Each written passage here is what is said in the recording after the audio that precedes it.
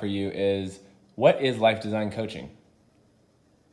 Well, life coaching was something I started hearing about as I was kind of delving into the personal health and wellness field. And it resonated with me a lot because I am big on storytelling. I'm big on using our own stories to kind of discover the best version of ourselves. And life coaching kept coming up. And in my head, I think of, our lives are they are our stories. And to set up the design of your day to reach your highest potential. And that's where I came up with the concept of life design. I'm a kind of orderly person. I believe in routine and schedules and how that can kind of lead us to an organization that gives us the habits to reach our highest potential. So that's where that came from. How long have you been life design coaching?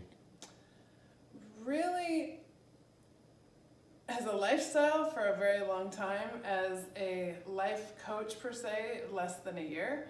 But the reason I was also led to this field was that I've been listening and pushing people forward even before I wanted to push my own self forward. And I've always seen potential in people, I've always connected with people, and I have an ability. I've just noticed people feel safe with me. I consider myself a very non-judgmental, I believe that everyone is doing the best they can, but that we can always do a little bit better. And sometimes that voice inside of us that says, there's something more I want and I'm trying to get there.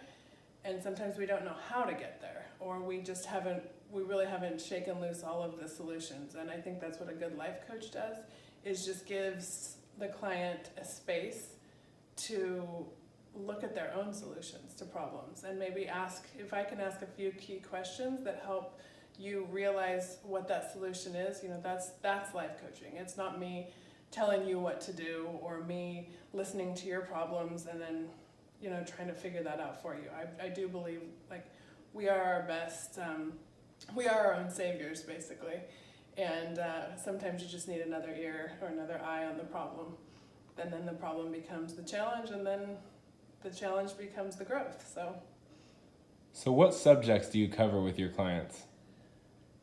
My very favorite subject is parenting. I am a mother of 4, and my oldest is 18, so I've been at this parenting thing for about 18 years, and my youngest will be 12 next week. I'm about to send my 18-year-old off to college, and I see a real split in the 2 generations of my kids. I have an 18 and 17-year-old that did not grow up with mass technology at their fingertips, and almost 14 and 13-year-old that really have had that in their sphere a lot more. And then I look at my nieces and nephews that are even younger, and I see that impact that is having on generations of kids. And there are just some really simple concepts when I flash back that I look at and say, kids, and teaching them patience and giving them structure and giving them not so many choices that they feel overwhelmed, and really making an environment where they feel safe and where they have their creativity nurtured. It's really, really important. So I'm come from a pretty conscious parenting standpoint and background, and the way that I've raised my kids, and I want to help other people be able to see the ways that just makes a child's environment feel so much safer. And it's just, parenting is my number one. The other thing I've been through is relationships, and I've been through a divorce, and I have survived a divorce, which can be a pretty tumultuous life event. And I want to help other people see the silver lining, feel the growth. And I think when I went through my divorce, I thought divorce was the worst thing in the world, and it's pretty bad, but really the worst thing is if you don't heal. And to be able to come through it in a healing way and use my story to help other people, I feel pretty passionate about being able to do that. There's no judgment, there's just listening and kind of figuring out how to get to your next best space, and that's just a progression. So I'm very comfortable in that arena as well. And then my last thing is probably matching vision and values, and I think that I've been there, and walking through that place where your vision and your values line up to meet your goals, and sometimes we get stuck there figuring out what's the next step, what's our career path, where do we go.